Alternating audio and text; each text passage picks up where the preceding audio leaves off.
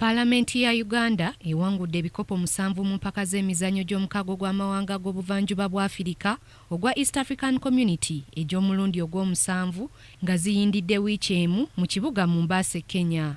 Ababaka bano basinze kwegiriisiza mu kukyanga akapiira ng'omubaka Muhammad Nsereko yalidde ekyokubeera omuteebi asinze.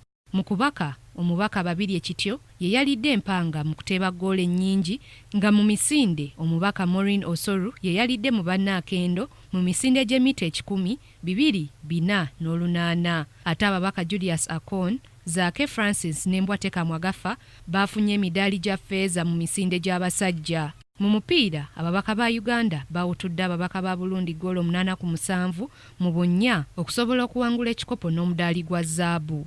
Ate mu kubaka Uganda yatutte ekikopo we yawangudde Tanzania ggoolo 38-29. Mu babaka abaasiimiddwa mwe muli Winnie Kiiza eyazanyidde ttiimu ya Uganda mu kubaka Odonga Oto ne Bintu Jalia olw'okutumbula ebyemizannyo mu East Africa. Amawanga ageetabye mu mpaka zino mulimu Burundi, Rwanda, Tanzania, Uganda n'abategesi Kenya, era ng'emizannyo gy'omwaka ogujja gijja kutegekebwa Paalamenti ya Tanzania.